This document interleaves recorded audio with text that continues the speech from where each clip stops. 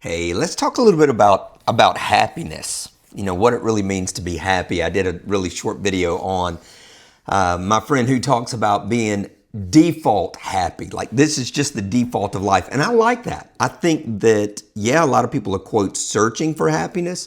And that may be part of the problem is that we often think that happiness is somewhere out there when happiness is really right here. It's right here. It's in our hands. So our head, our heart, our hands is where happiness actually is. And so when we go out to the distance to locate it, it doesn't work.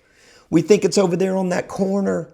We think it's over there in that certain weight for our body. We feel like it's in that job, it's in that amount of money, or it's in that person. And that's the challenge with happiness is we feel like it's elusive when it's super close. Kind of reminds me a little bit, this was years ago, over 30 years ago, my first wife passed away in my arms. Our son was 5 weeks old at the time. And in a moment like that, and especially when you're young, you feel like I'm the only one facing this, I'm the only one going through this. But I heard of a lot of people that were facing something similar. And then also, I got a lot of notes and one letter from a church down in Florida that had like 186 signatures on it. It reminded me that I was not alone, right? It would have been so easy to feel like, I'm alone right here. I'm going through this by myself. And one of the verses they put on there is the Lord is close to the brokenhearted. His ear is attentive to their cry. And often, what do we think when something's going wrong? What do we think about source or creator? We think that it's distant. God is distant. Where in the world? And that verse said, close to the brokenhearted, close, nearby. Happiness is like that. Happiness is close. It's not distant. It's not hiding. It's not a game of hide and seek. Happiness is close. It's not far, but it's in our mind, it's in our heart, it's in our hands. And so we don't need to be thinking about out there. We need to be thinking more about in here. Things don't make you happy. Things don't make you happy. They can't. They have no power. Like money, it doesn't make you happy. It's an object. People can't make you happy.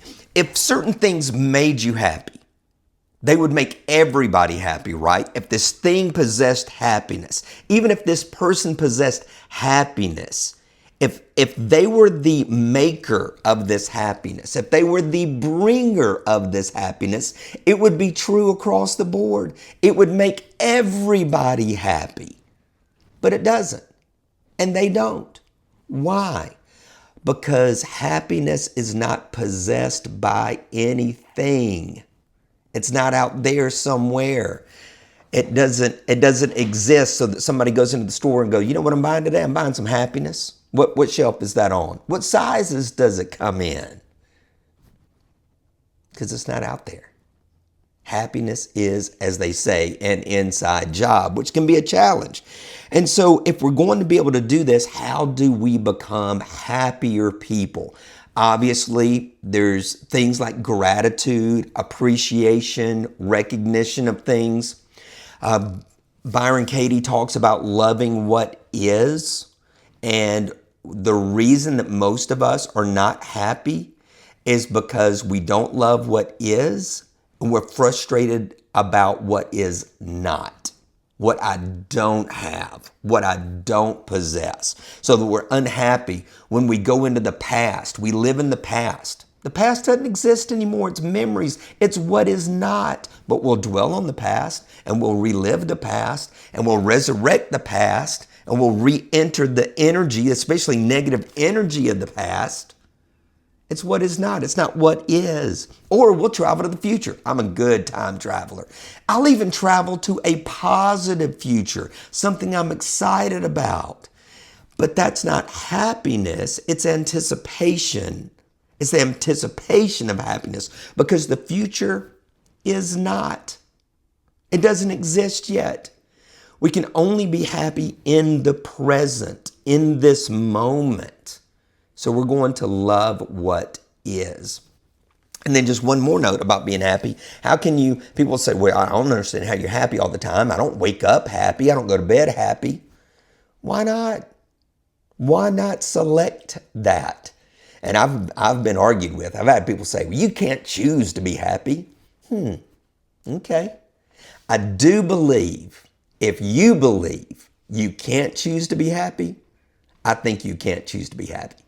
If you believe you can choose to be happy, I think you can choose to be happy. So here's some simple suggestions on how to wake up happy. And it begins by going to bed happy. So how do you go to bed happy? Well, you have to love what is. You can't be replaying the negative. And I know that that is not the easiest thing in the world. But what I do believe is you can write down three things that you are happy about in your world right now. If you have children, maybe it's one of your children. If it was a success at the job, maybe it's a success at that. Maybe it's a relationship with someone. It can be anything that may bring happiness. But you write that list down. And when you go to bed, instead of fixating on all of the negatives, you look at those three positives or those three happiness quotients, and you think about that. One of the things we do is wind down at night with just music and nature scenes. Why? Because it softens us. It keeps us from being focused on the negative. If we're scrolling before bed, if we're scrolling through, there's going to be all the opportunity in the world to be drawn into what is not and not enjoy it and go to bed with frustration and with tension and with contention and feeling like my life's nothing compared to. Cut all that mess off and get focused on the three things that you're happy about right now, grateful about right now, thankful about right now. Then when you wake up, you want to, one more thing, I almost forgot this, that right before you go to bed, think about something you're looking forward to waking up to. Like I love to wake up and journal. I love to wake up and read. I love to wake up and text my friends. I'll actually have something on my phone, like an image that I'm going to text my friends first thing in the morning. I can't wait to wake up and send that meme or that image to them. I can't wait for it. It makes me happy at night for what I'm going to be doing in the morning.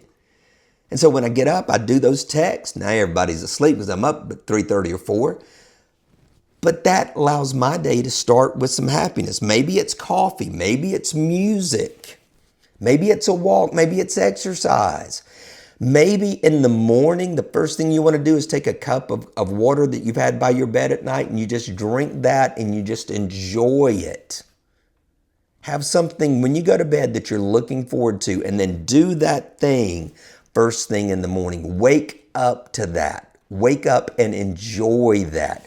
Wake up with something to look forward to that is happiness instead of beginning the day with a negativity, instead of beginning the day in panic, instead of beginning the day in worry, instead of beginning the day out there. Begin the day right here with something you love and something that makes you happy. Make your default happiness. Be blessed.